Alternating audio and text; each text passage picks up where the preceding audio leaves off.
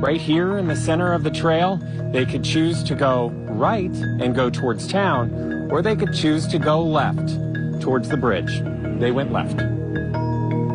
This is also where 3 girls say that they ran into a man generally matching the suspect description. He was heading towards the bridge. They were heading the opposite direction towards town. You know, walking along the trail, you realize that there are a lot of places that someone could hide. Yes, it was a different season. This happened in February of 2017. So there wouldn't have been leaves on the trees, but there are a lot of trees, and it would have been very dense. According to court documents, at around 2 o'clock that same day, a witness said she saw a man on the bridge standing about 50 feet up, but he looked very different according to her account. Looked boyish, young, 20s, maybe 30s, no facial hair, and brown curly hair or poofy hair. And that's what led to the second sketch. So we're at about the halfway point of the Monon High Bridge here behind me in Delphi, Indiana. You can see I'm standing on a part that is rebuilt, looks completely different than the area that leads over to private property. About this area right here, that's where that Snapchat photo was taken, where Libby takes a picture of her friend Abby. The 2 girls, they were heading down the bridge south over to private property, and that's where the abduction happened. All right, that was Court TV crime and justice correspondent Matt Johnson giving us a first-hand look at the crime scene where Abby Williams and Libby German's bodies were discovered on February 14th, 2017. Now, here's what we know about that crime scene from Richard Allen's defense that was outlined in court documents. Libby was found flat on her back, her left arm stretched above her head, touching the base of a tree, and her right arm was placed along the side of her body. Now, one large tree branch had been placed on her left shoulder. This branch was so long that it extended above Libby's head several feet and below her legs for several feet as well. 2 smaller branches formed a V where her legs joined her body, with both sides of the V extending upward toward Libby's head, with one branch extending to the left of Libby's head and the other to the right of Libby's head. The last of the 4 branches extended across Libby's body on a line from her right shoulder to her left shoulder. Abby, just a few feet away from Libby, her body not parallel to Libby, but rather at an angle, with Abby's legs just a few feet from Libby's legs. However, both of their heads, were found a few feet apart from each other. Abby was found on her back. Abby's elbows were bent, with her right and left arms both placed on her chest. Abby's left hand and arm near the left side of her face, and her right hand and arm near the right side of her face. Also, Abby's left leg was straight while her right leg was bent at the knee. The murderers also placed her bent right leg under her left leg. And like Libby, those involved in the murder had placed tree branches on a very specific pattern on top of Abby. The pattern looks very similar to an asterisk, consisting of 3 tree branches all joined in the middle. Above Abby's head were smaller sticks that had been placed over her hair, crudely mimicking horns or antlers. Also, according to the defense's memorandum, Libby was found nude, blood spots and blood drippings seen all over Libby's body. No blood sprayed or dripped onto the leaves or the tree near Libby's head and sliced neck. Abby found fully clothed, dressed in Libby's sweatshirt and jeans, and Abby found wearing 2 bras.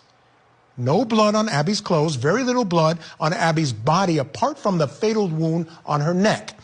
Libby's phone and shoe found under Abby's lower back. All right, just interesting stuff. Still with me, investigative journalist and author of Down the Hill, Susan Hendricks, criminal defense attorney and host of the Defense Diaries, Bob Mata, and private investigator Lauren Vellucci. And Susan, I'll start with you. I just want to get your thoughts on the crime scene. Police say they looked into this whole angle of those being symbols or symbolic or ritualistic in some way and found nothing. My question to you is, can we trust that? I mean, it seems improbable to me. Yeah, Michael, you brought up a great point earlier in terms of what was leaked when and when did we know it and why.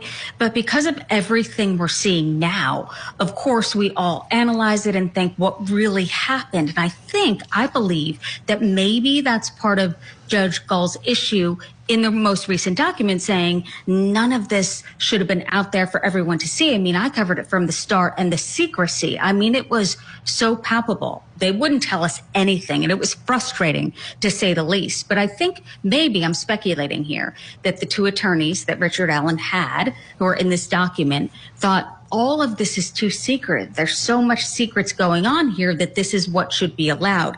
And that 136-page document, I believe disguised as the reason for Frank's hearing, so to speak, gave almost too much information. What Bob touched on earlier in terms of the conspiracy theorists, he's right. They're out there because they go after me. Anything I say, they'll play. They're really, I mean, it's cruel and it's mean. And what Bob was saying is he doesn't get into that in terms of what he's saying, but they're out there. And Bob will speak to that, and they go after me. And I don't think that we should have all of this information is my point here. Yeah, it's a question. And I think the one thing that rang through the transcript of the meeting between the attorneys and the judge was she was angry with them. I think that's the one thing that sort of rang true.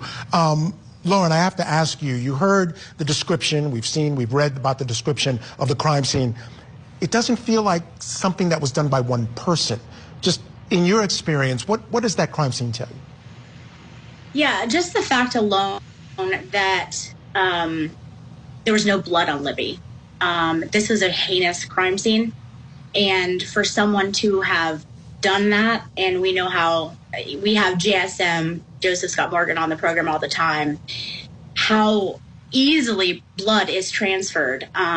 Just the fact that that alone was kept on her and that there was no blood on Libby, I have a very hard time thinking that one person was able to do that. Not to mention the other things that he did as well, with all the sticks and the placing and all of that.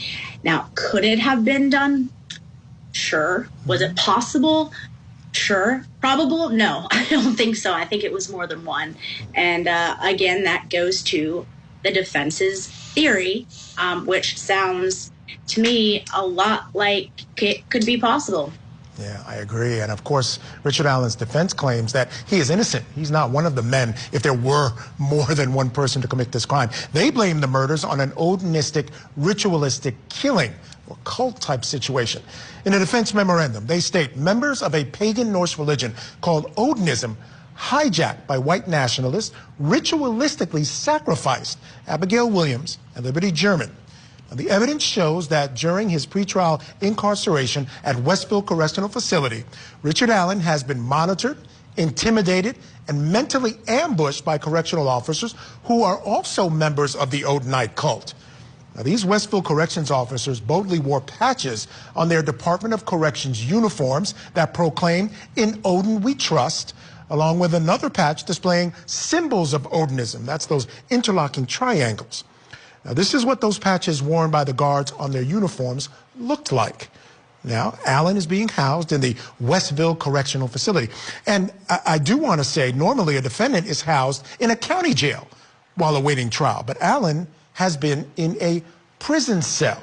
Now, his former defense attorney had been fighting to get him moved because they say he's being mistreated there. They claimed his physical and mental health has been suffering. And a fellow inmate who had agreed to testify in the case is speaking out about Allen's treatment behind bars. In a handwritten letter to the court, Robert Baston wrote, "I was housed in a cell, A2206, just above Richard M. Allen's cell at A1107, due to being a voice on how Richard Allen was being mistreated by corrupt sergeants. Security cameras will show Sergeant Brandon Williams slamming to the floor and violently breaking my foot and ankle, and then intimidating the nurse not to treat my injuries. Sergeant Brandon Williams and officers hold me while Officer Quentin Davis violently punched me in the ribs and stomach, while Officer Mr. Motts kneed me in the face. I was placed on stripped cell and my personal property was taken. When I eventually received my property back, my legal documents were either destroyed, lost, or taken due to incriminating recorded dates and times. Some of those recorded dates and times concern how Richard M. Allen was being abused and mistreated by staff and officers. Again, I have witnessed Richard M. Allen being abused and mistreated. I, Robert Batson, ask this court to report this corruption to the proper authorities to investigate.